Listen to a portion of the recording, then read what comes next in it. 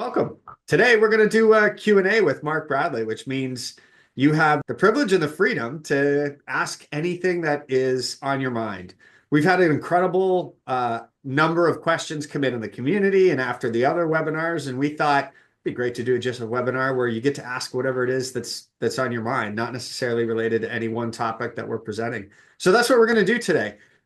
We've got some questions that have already come in from the community, but we want to give this time primarily to you live. And so how we're going to do this is this. If you have a question that you want to get out there, and it could be about anything, landscaping related, I think we should keep it to, but almost anything, go down to the bottom and click the raise hand button.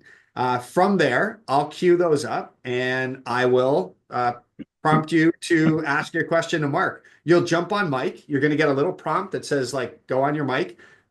You'll jump on mic, you'll ask your question, and then Mark will take your answer. If you are not comfortable going on mic or you don't have a mic working, feel free to go to the Q&A button on the bottom, ask your question there, and then I'll ask it for you. Without further ado, we got our first question already coming in. So let's get the mic turned over. Oh, did we get the hand down already? Well, we had a question. Andrea, if you have your question back, feel free to jump in again, or maybe you were just testing. But we did have one for the community, which is a good one to get us started. It's February, Mark. What should we be doing in our businesses to get ready for this year? What are the best things to do around this time of year before things get busy to really set us up for a profitable year? Wow, you gave me a tough one to get started.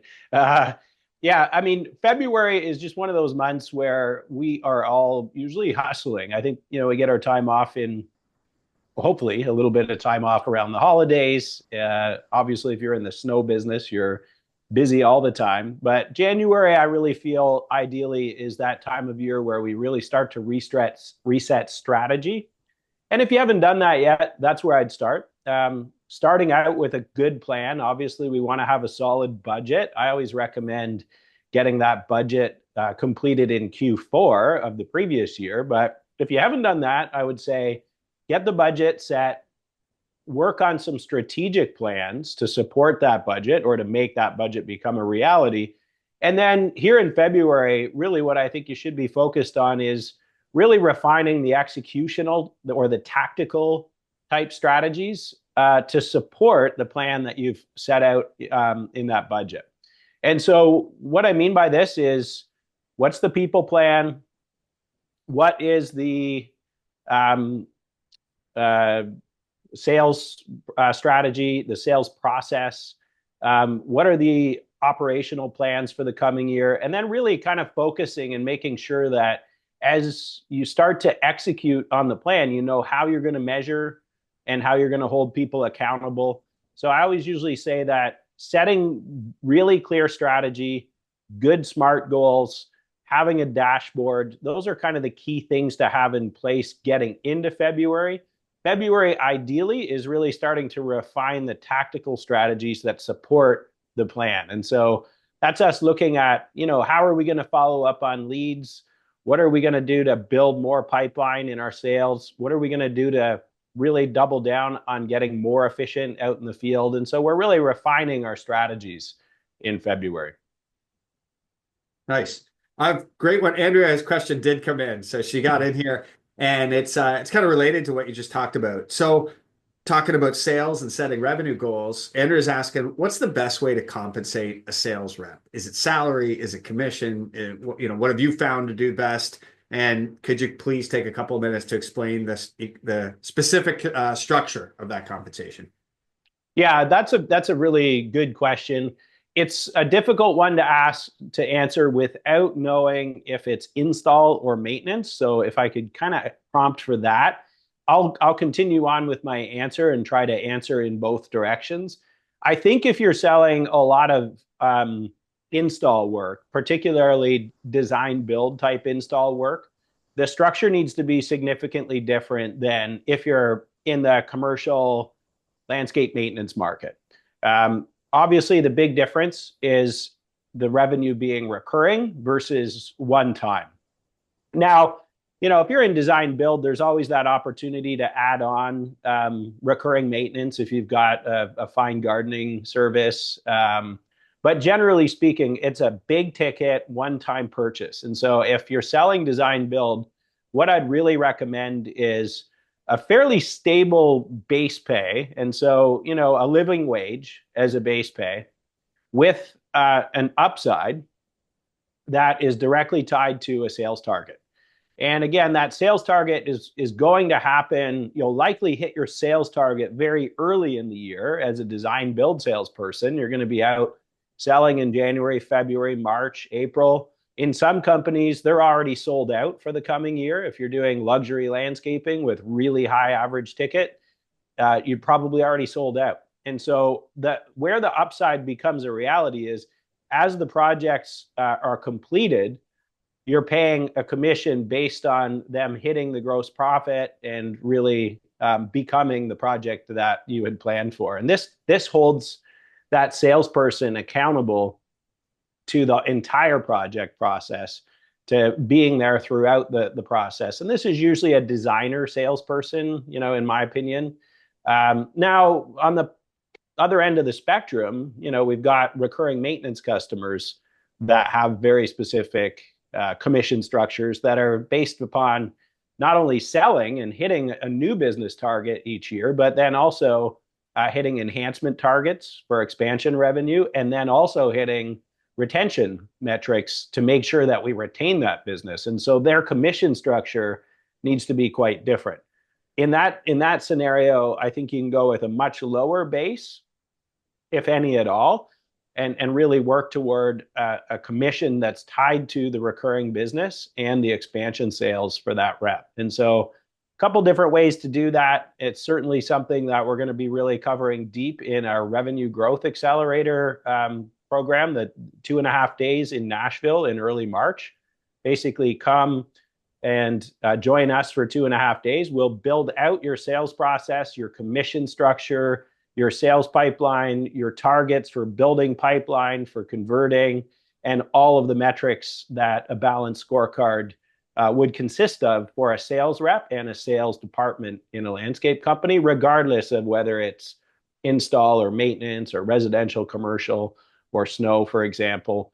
But my best recommendation is high base with a lower variable on design, build, install, and really high variable with really low base, if any, for recurring maintenance salespeople. Good call. We got lots of questions coming in, and we've had about 40 people or so join since I first gave the intro. So just quickly, I wrote it in the chat, but so everybody knows, if you're comfortable coming on mic, just raise your hand and I'll ask you, which I'm about to do for Robert Condon. So Robert, get ready because we're coming to you next. 2, if you could use the Q&A rather than the chat, it keeps everybody in an ordered queue. I'll try to get to the chat as best as possible, but if you do have a question, the Q&A makes sure that we ask everybody in order so everybody gets a fair shot. Robert, I'm going to turn the microphone over to you. Hopefully you got your question ready for Mark.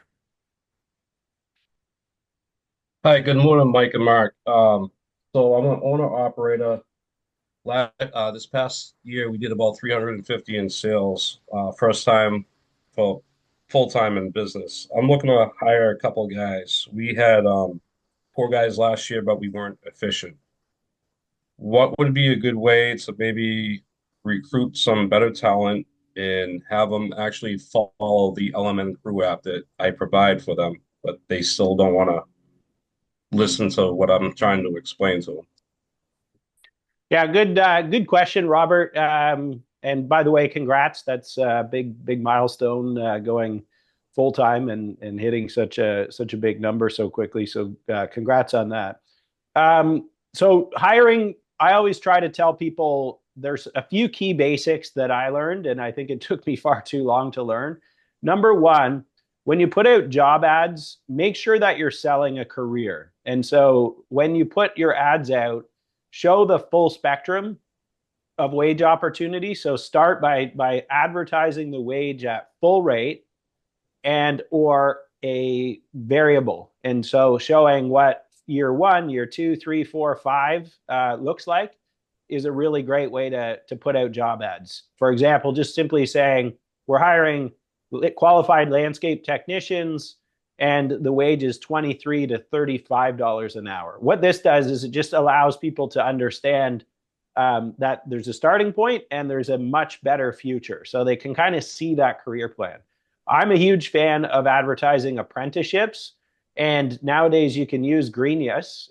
It's $99 a month, $120 a year to manage that apprenticeship. So when you hire somebody, you put them on the apprenticeship, they start doing training, they're expected to do training. This is where they'll learn about Lean and 5S and all the different components or baseline information that you would probably need to create a common language. But more importantly, they feel like they've started an apprenticeship and they're part of something bigger.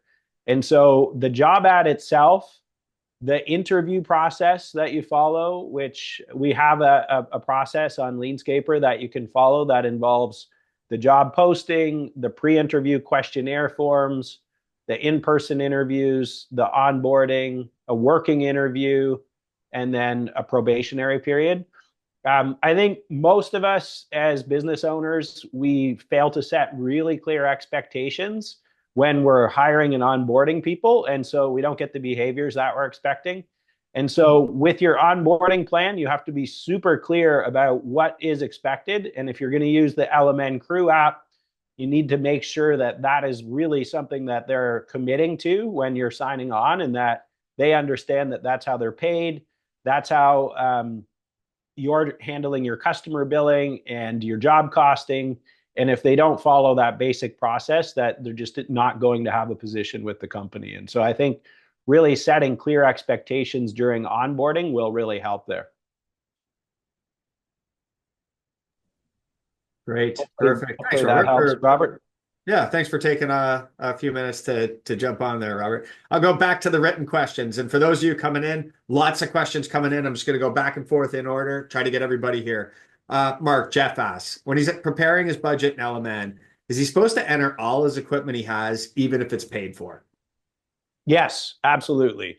So if you don't put equipment that's paid for into your budget, what ends up happening is you put that equipment out to work each year for free. And so what I mean by that is maybe you are charging for it and maybe you're not in estimating, but we want to make sure that when we're budgeting, we're actually budgeting for the total cost of the equipment, even if it's owned, so that when we're assessing our profits, we're actually looking at our profits after paying for our equipment, whether it's owned outright or not. And what I mean by that is return on investment.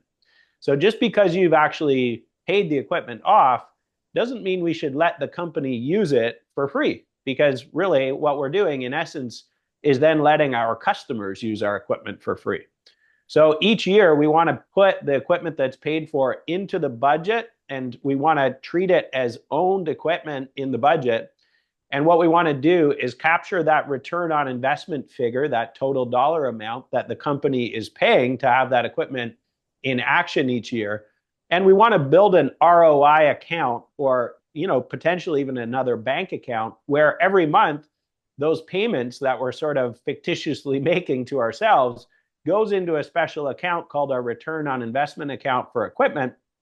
And then when we're out buying new equipment, we use those funds to buy our new equipment or put down payments on our new equipment, or potentially even use that money for a real estate investment. Maybe you want to buy a shop or lease buy an office, or do some leasehold improvements on a property that you already have rented out. In any case, we want to use that ROI to grow the business in the future. And if we don't put it into this year's budget, then we end up giving our equipment away, and we're never really saving for that next equipment investment or expansion that we might have in mind. Great. Awesome. Okay.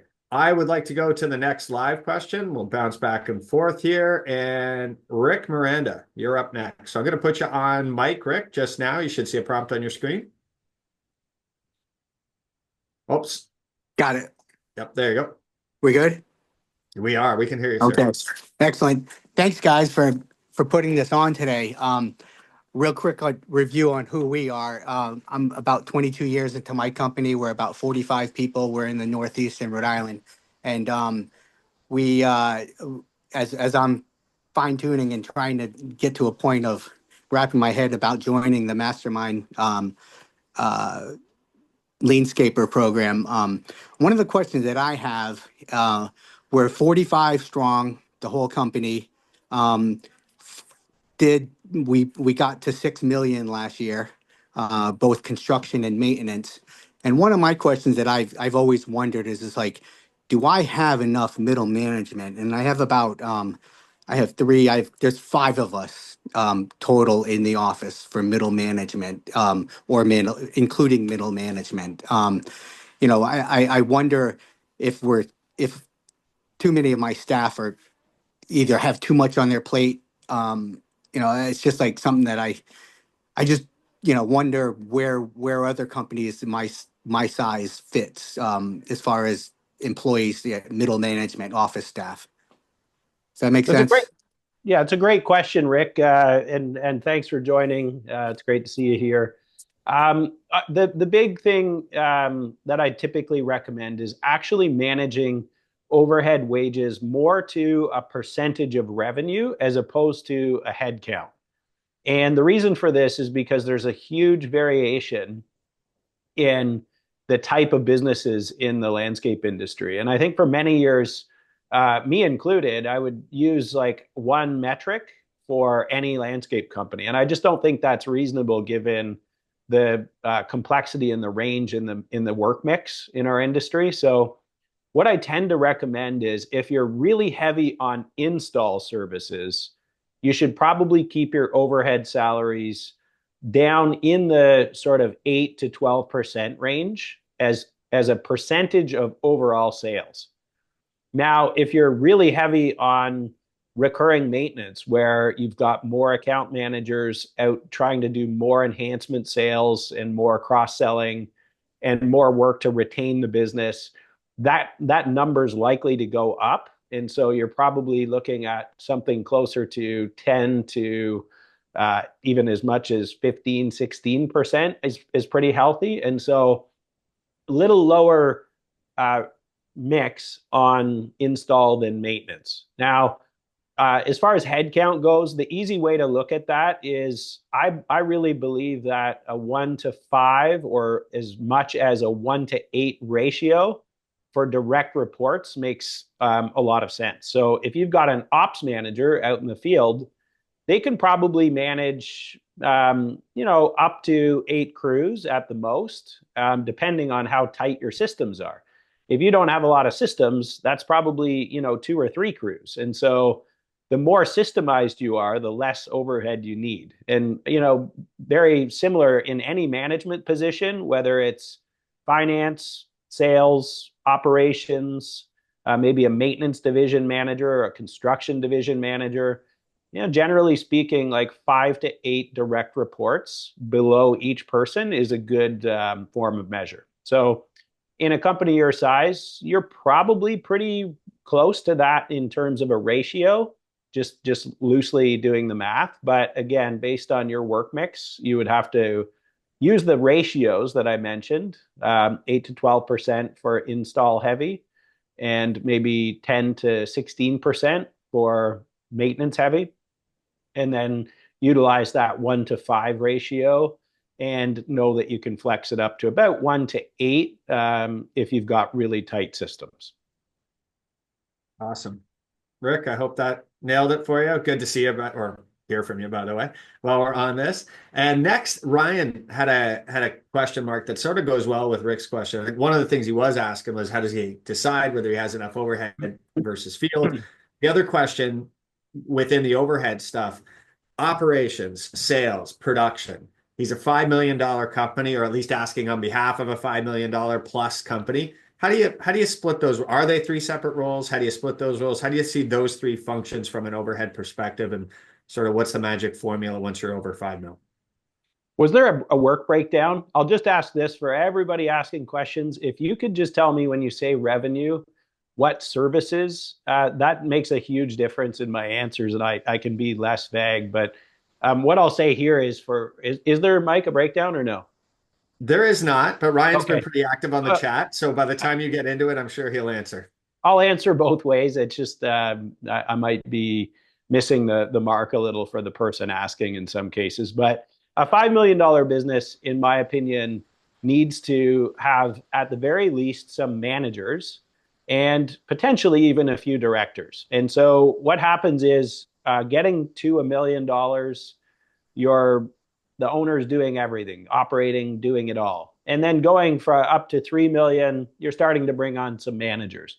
Going from 3 to 10 million, you're usually starting to bring on some directors to direct the managers, because as the owner operator, you can't direct all the managers yourself anymore. So you need some directors. And so what I would say is at 5 million, I would probably have a fairly significant management team along with a director or two. And that I would start with director of operations, and I would probably look at director of sales next, and then I would want a director of finance. And that would probably be the order I would go in.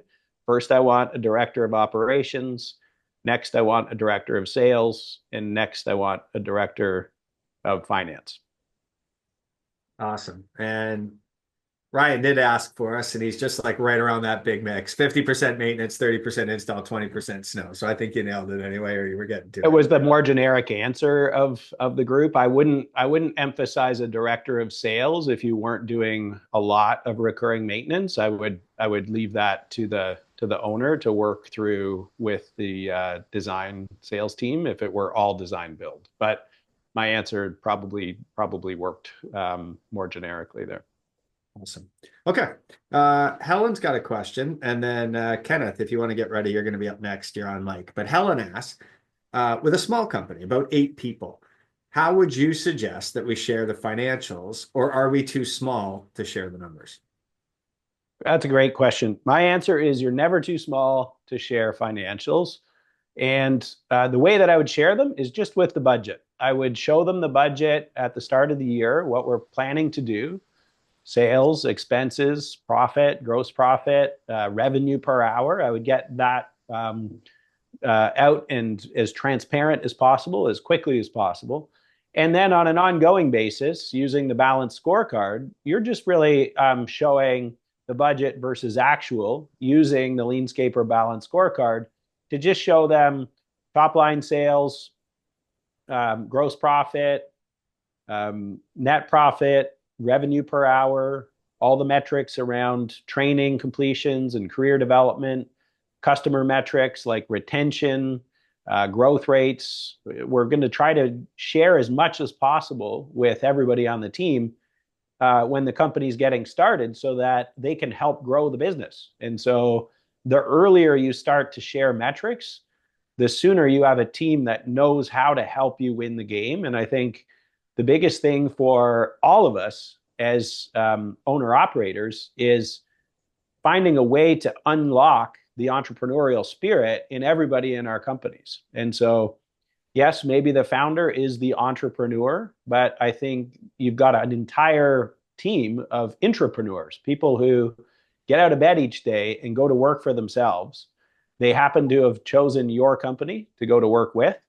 And when you make it possible for them to see what winning looks like and how to win by sharing more information, the likelihood of them getting motivated and thinking and acting more entrepreneurial or intrapreneurial, the more likely you are to feel a little less isolated and a little bit more like you're part of a team. And I think most of us that start businesses with the intention to help people, to give back, to collaborate, to get better together. And I think the only way to do that is to make sure that we have a common lens on the business, that we can all see the business for what it is. And that's why we're such a big believers in sharing the budget and the balanced scorecard as often as possible. Love it. Love it. We are roughly double the number of people we were when I said this the first time. So I'm just going to say it one more time. For those of us who've joined us in the last, say, 10 or 15 minutes, if you've got a question for Mark, and we've got lots of them, throw it in the Q&A, or if you want to ask your question live, there's a little bit of a shorter line if you're debating the two, jump on live and I'll take you from there. And with that, we're going to do Kenneth next. Just if you do have questions, try to keep them out of the chat and into the Q&A. The reason for that is so we can put them in the order they got asked and get the oldest questions first. On that note, though, Kenneth, I'm going to turn it over to you. I'm going to open up your mic. You're going to get a prompt. What have you got? Hey, Mike. Hey, Mark. So my question is this. What key numbers do you find that people are displaying, particularly for field staff? So in the shop. For us, we've had good success with getting middle management and above aligned on numbers, but making the story relevant and both how to display it and what numbers to display when it comes to field staff to really paint a picture of what success means for them day to day. Yeah, that is an incredible question, Ken. Thanks for asking it, and thanks for being here as well. So, Ken, I know enough about your about your company to have an understanding of how strong you guys are around understanding the metrics. And so, the first thing I usually would say is make sure that the owners and managers are really confident in the numbers before trying to cascade those down. But I know your company's at that level because I'm familiar with local roots. So what I'm going to say here is, in your case, I think the best way to do this is to get a board up in the shop where you're displaying the company level balance scorecard in real time. And so what this does is allow everybody in the company to see how the company's trending against its plan. And that in itself gives them reassurance that there's only one story in your company. And I think we all need to know that if we're going to show up and put 100% in each day.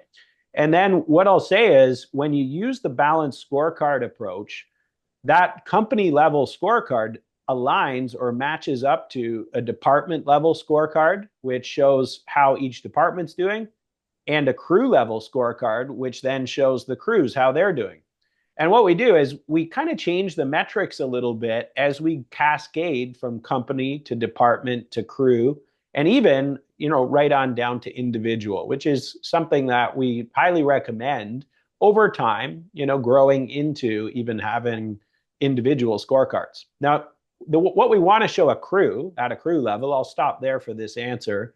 We want to show them their revenue against their crew budget. We want to make sure that they understand the gross profit target and the net profit target for their crew. And then we want to give them metrics about training completions, lost time injuries. We want to give them metrics related to efficiency, their crew efficiency score. We want to let them know how they're trending on warranty work, on customer retention, on customer satisfaction.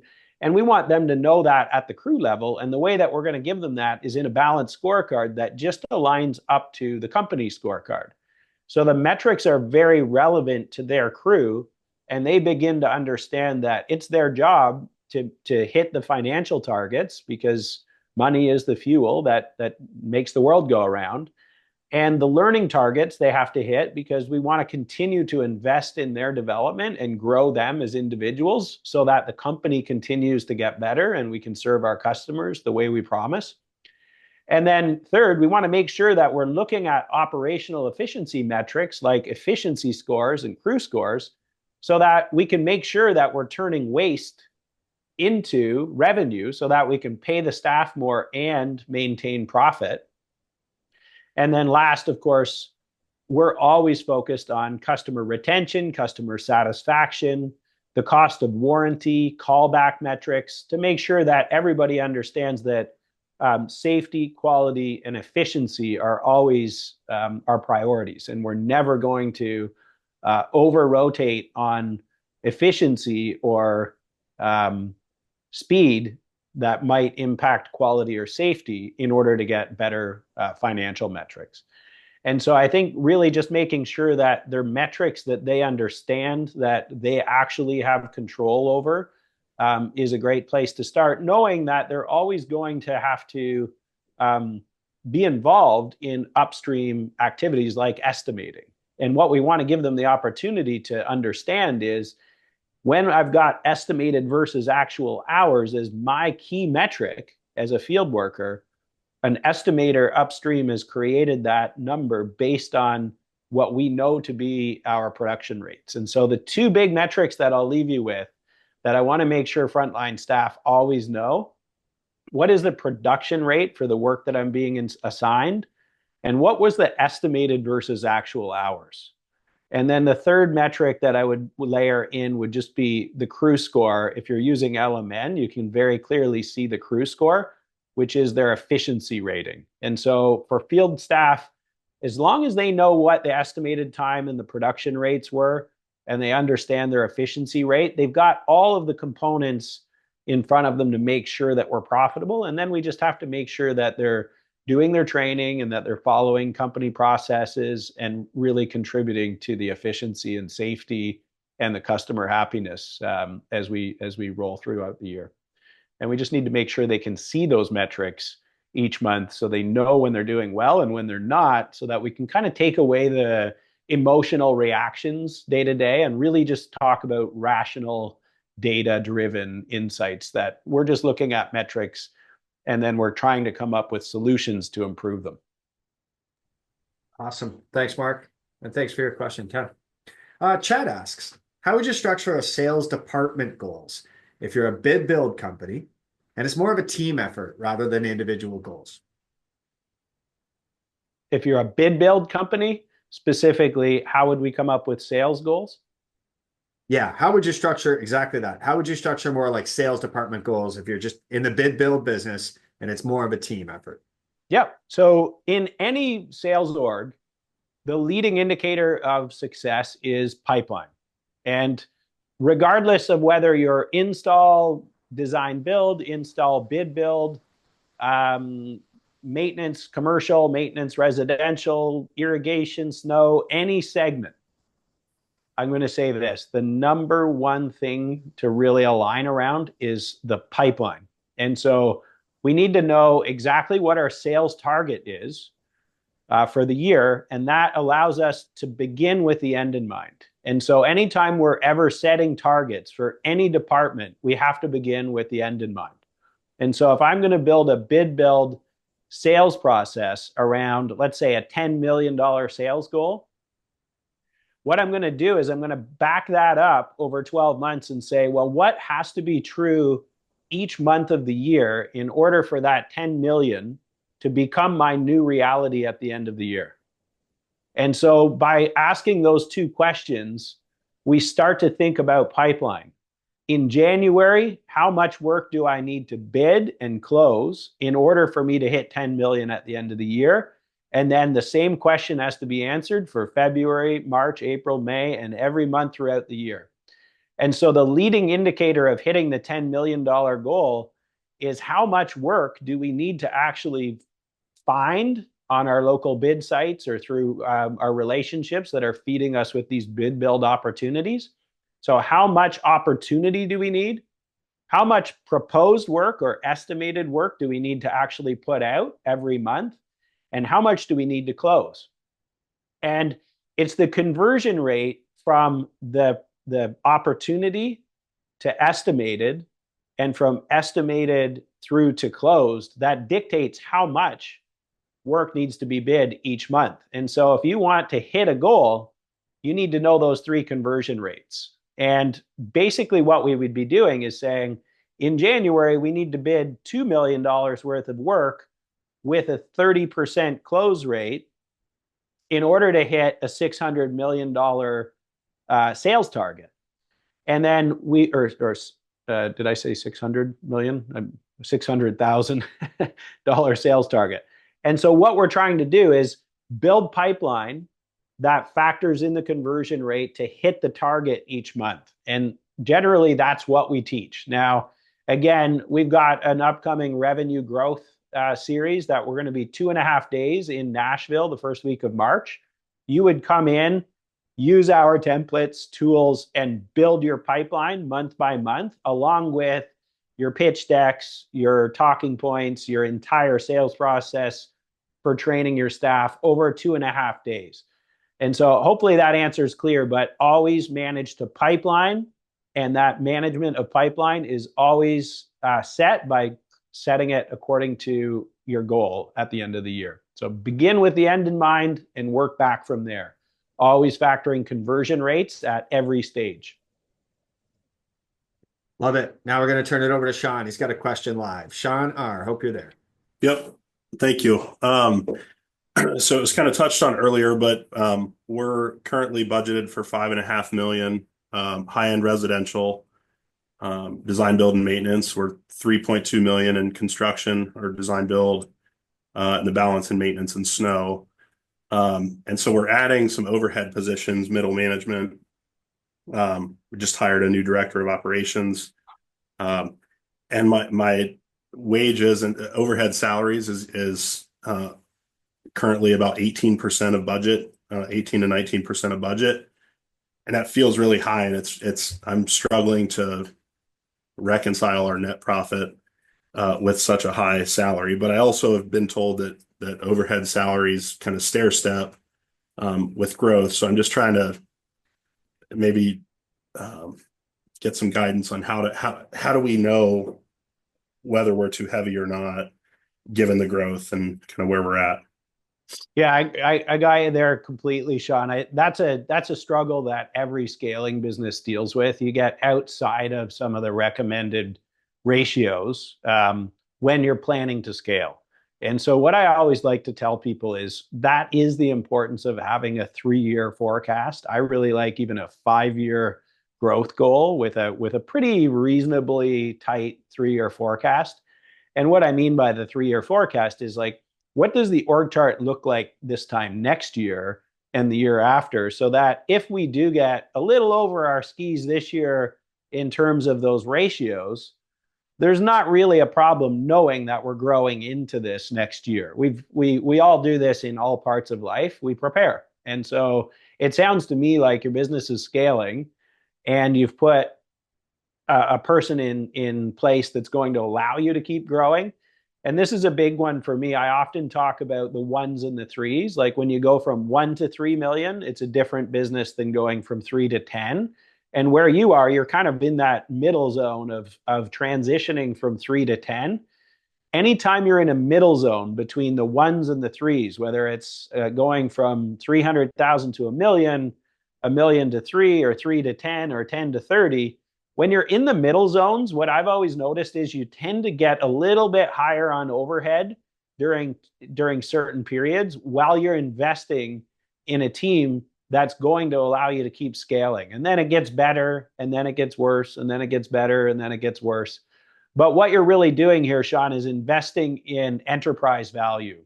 When you have directors that will go out and execute on the strategies and reach the goals that you've set on their own, you're investing in them being able to do that in a scalable way for the future. So I wouldn't be stressed about it.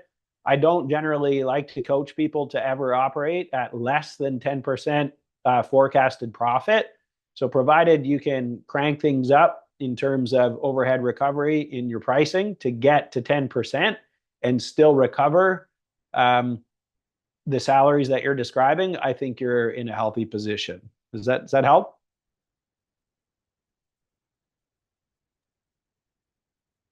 I'll try to take Sean off mute, see if he can do a follow-up there, but I think it was a good, I think you nailed it.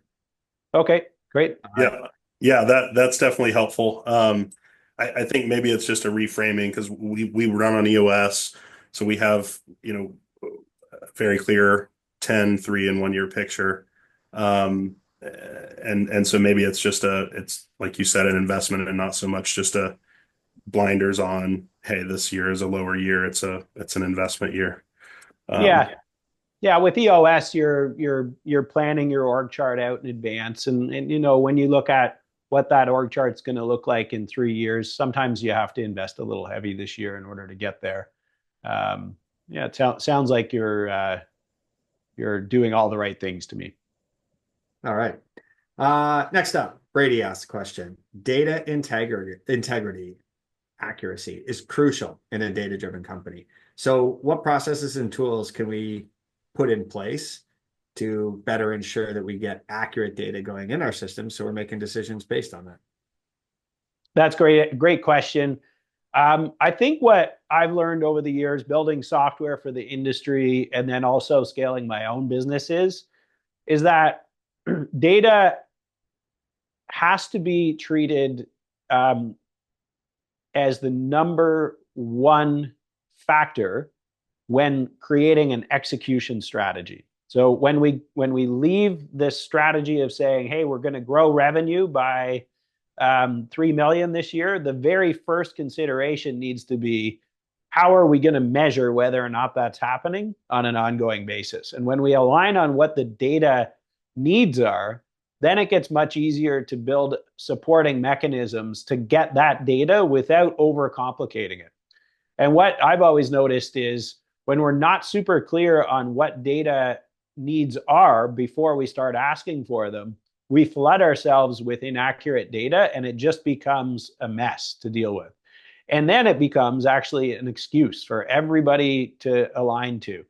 We don't have good data. And that has been a problem throughout my career. It's always been something that I try to combat. Align on simple data points and then decide where you're going to get those points. What is the single source of truth for every data point? So in the LeanScaper library, there's the 100 LeanScaper key metrics. If you were to take that list of metrics and decide which metrics you need to manage the business right now, and again, we have a lot of tools to help you decipher this, then just simply identify where you're going to get that source of truth. And so if it's revenue and you're using LMN, you're going to get it from LMN. If you're not using LMN and you're just using QuickBooks, then you'll get it from QuickBooks. If you're using a different business management software, maybe it's there. If it's training and you're doing training manually and you're using a spreadsheet, that's the source of truth. If you're using Greenius, Greenius is going to track those metrics. If you're going to send out customer surveys to customers to figure out what CSAT or NPS looks like to get true customer satisfaction, the survey tool is going to be the single source of truth. And so we want to know what data points are important, where we're going to get that data, and then on an ongoing basis, we want to just populate our balanced scorecard with the key metrics so that each month we can reflect upon what the data is telling us to use it to guide our decision-making processes. And when we keep it simple, I think we go a lot further. And that's really, at these intensive workshops that we're doing, the 2.5 days on revenue and operations coming up in March, that's us building your plan, giving you the data points, identifying the data sources, and then making sure that you've got an ongoing way of looking at that plan to make sure that it's working. But my big piece of advice on data is know what data, what metrics you're looking to actually track, where the single source of truth is, and then use a balanced scorecard to look at that data in a very simple format in meetings so that you're not combing around using any software live during a meeting to dig up metrics. Nice. All right.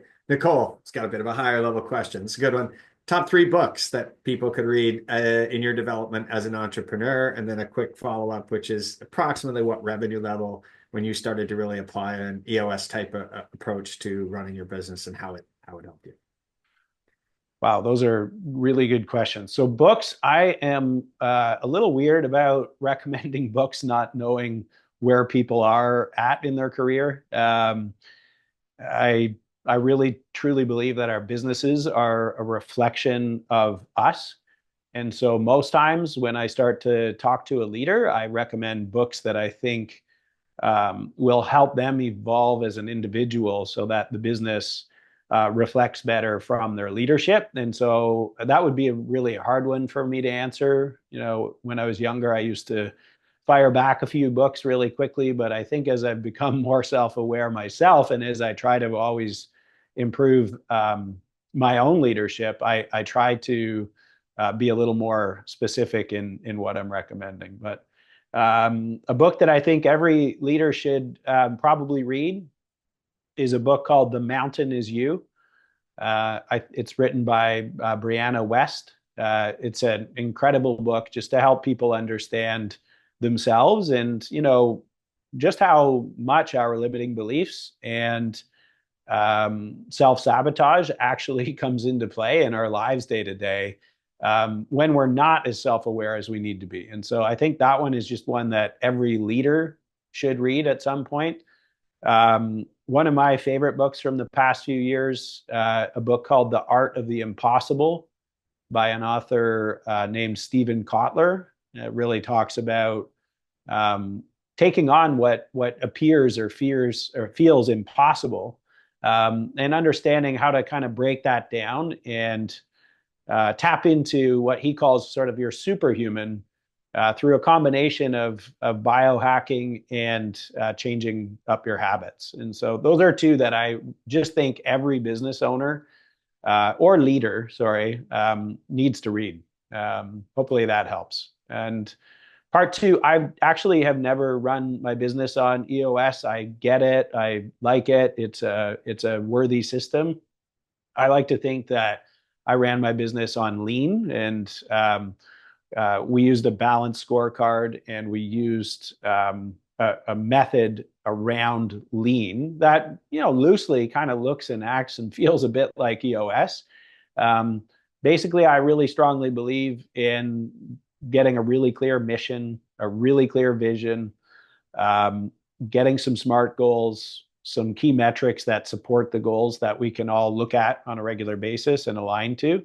And then I really just believe that using a system like Lean to educate and create a culture of continuous improvement is most important. And so I always leaned toward Lean for that reason. It's just a culture of continuous improvement. I think EOS is very, very much focused on doing the same thing, but I think it kind of lacks some of the tools that I found in Lean. And when I sort of blended the balanced scorecard and Lean together, I found that it was very easy to align to without being overly wordy or overly complex with the day-to-day systems in a landscape business. So the staff don't need to feel like there's a very rigid operating system. They'll align to a very natural way of doing things when they understand their key metrics, which for field people is just estimated versus actual hours. For salespeople, there's sales targets.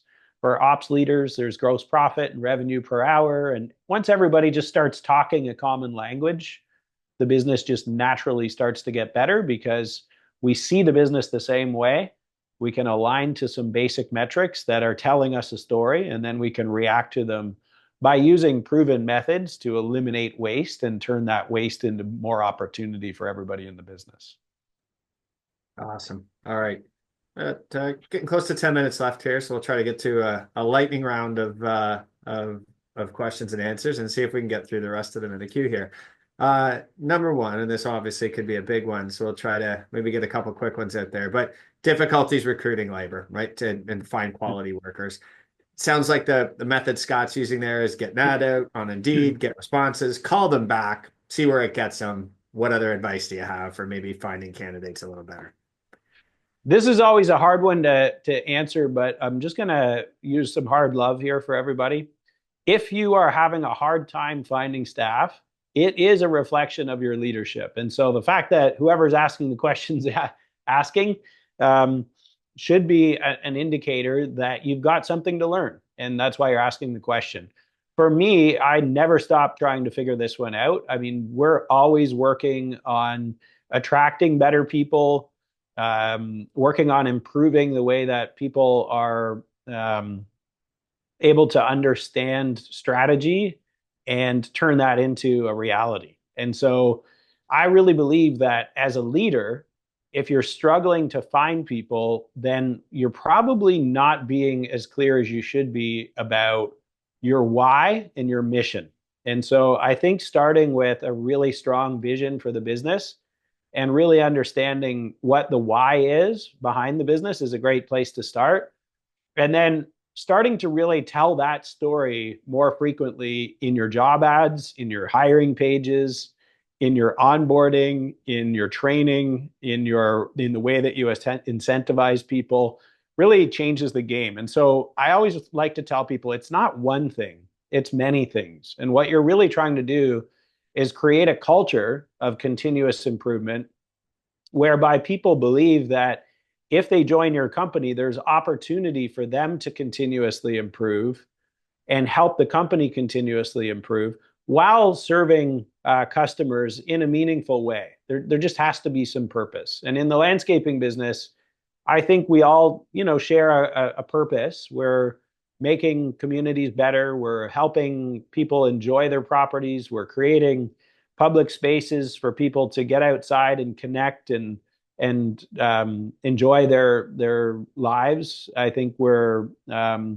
in some cases providing emergency services to prevent people from getting injured, and there's many different things that we do for many different reasons. And when you're clear on yours and you tell that story in a way where your employees truly understand that they're there to support that mission, but that you understand that their mission is probably to support themselves and their family, and you've created a company that makes that possible, where people can join you as an apprentice and earn a living wage with benefits and with retirement savings, and they can continue to grow in your company because you will invest in them. And as they grow with your company, more opportunities are going to come their way. And I think if you can create that culture and actually make that become a reality by systemizing the way that you hire, the way that you onboard, the way that you share information and incentivize and train your staff, then retention becomes a much smaller problem. And I think most companies should be more focused on hiring growth-minded people and then keeping them long-term by developing them and creating more opportunity than just, saying, how do I find more? I think the big question is, how do I present my company in a way where people want to come and work with me and stay and grow long-term? Because great companies are really nothing more than a group of great people. And if you hire one person that you shouldn't be hiring, you're creating a trend in your company that I think inevitably becomes the way it is. And everybody here gets to decide the way it is in their company. And the way it is depends largely upon the way you make it and the people that you hire to come in and help you keep it that way. Nice. A great root cause there. Derek's asking. He's looking to establish sales goals for reps. They do design build work, average job size of about 80,000 a job. These reps are responsible for sales, design, estimating, and then they manage the design build project. How would I go about starting a revenue goal for somebody who handles all that? Yeah, I mean, that's a great question. And back to my ratios that I talked about earlier, I had said that about 8 to 12% of revenue could be overhead salary for a design build company. Now, we know that we also have to pay our finance team. We might have an admin team. We might have some yard staff or a mechanic or a delivery person, but we're going to have a few other people to pay. We're certainly going to have an operations team if we're outperforming that work. And so there's other overhead salaries. So generally, like for any one role to be paid a commission, like a designer salesperson, we have to kind of assess where that fits within that greater 8 to 12%.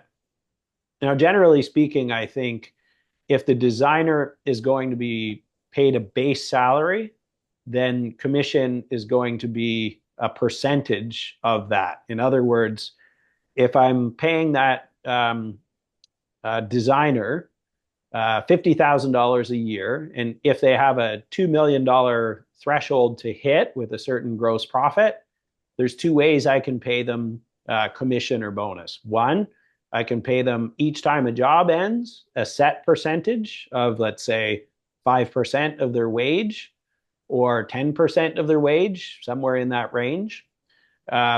Or I can just wait till the end of the year and say, hey, you hit your $2 million and I'll pay you your bonus of 5 to 10% of your wage at that time.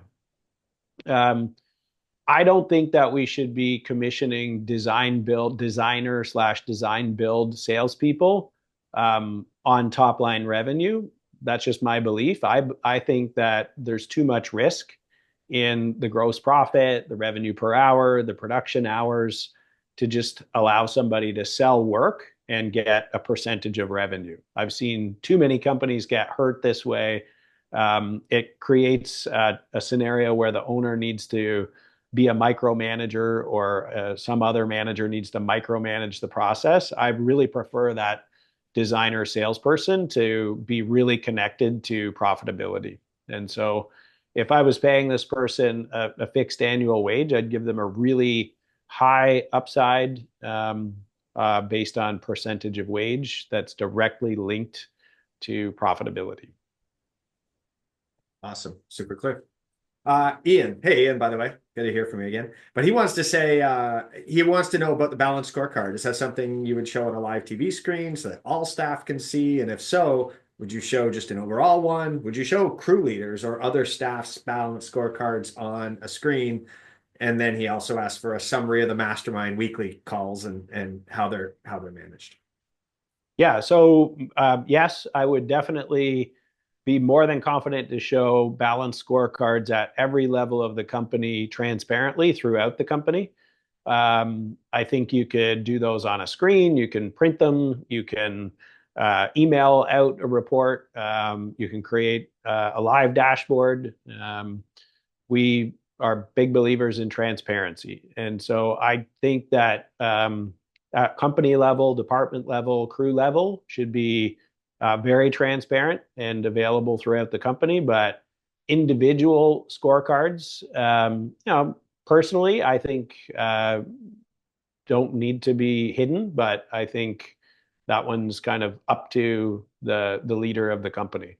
Personally, I think that we all know when we're doing well and when we're not, and we usually know when our peers are doing well and when they're not. So the more transparency, the better. So I'm a big believer in just putting it all out there without any limitations. But that, again, is just a personal opinion. Awesome. And for those with 3 minutes left, we're not going to get to all the questions today. We will do our best to get back to everybody in terms of writing answers to you. And don't take it the wrong way.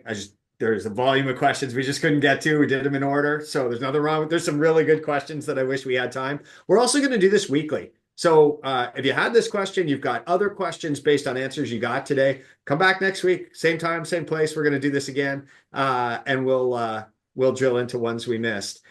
Maybe, Mark, we can take one more final one from Brian. Is how do you approach companies' cash flow and finances in terms of allocation compared to the budget that we set up? For example, do you have an operations account, a profit account, an emergency account, a payroll account, or do you keep everything in one account and just run it from there? They're just trying to run a tighter financial outfit behind the scenes as the company grows and wondering if it's easier with different buckets or just simpler to run out of one. Yeah, so I'll try to answer this as best as possible, not knowing scale of company and the capability of the finance team. But what I'll say is this, is I hear this concept a lot of having 5 bank accounts or 8 bank accounts or 10 bank accounts to manage your business, to manage cash flow. And really, I don't entirely understand why that's necessary, because if we have a budget and we're hitting our sales goals and we're collecting our money on time, our cash flow should balance out with our plan. And so if we're hitting our revenue goal and we collect our money on 30 days, or maybe some businesses even have deposits or COD type payments, we should be able to plug all of that into a forecast. And so if we're going to do $200,000 worth of work in May, we should know when we're going to get paid for that work. And I think when we have a cash flow forecast, we can plan for our cash a little easier than combing through 5, 6 or more bank accounts. And so I don't really see the point of operating that way personally. I think if you've got a really good controller, they can run a cash flow forecast. They have a good sense of what the bank balance is going to look like for the next 4 to 8 weeks. And provided the ops team is delivering the work and invoicing the work and collecting the money, we should be able to balance everything from a cash flow forecast. That said, if you'd like to have separate bank accounts for separate functions, not impossible. I just think it's more reconciling than is needed.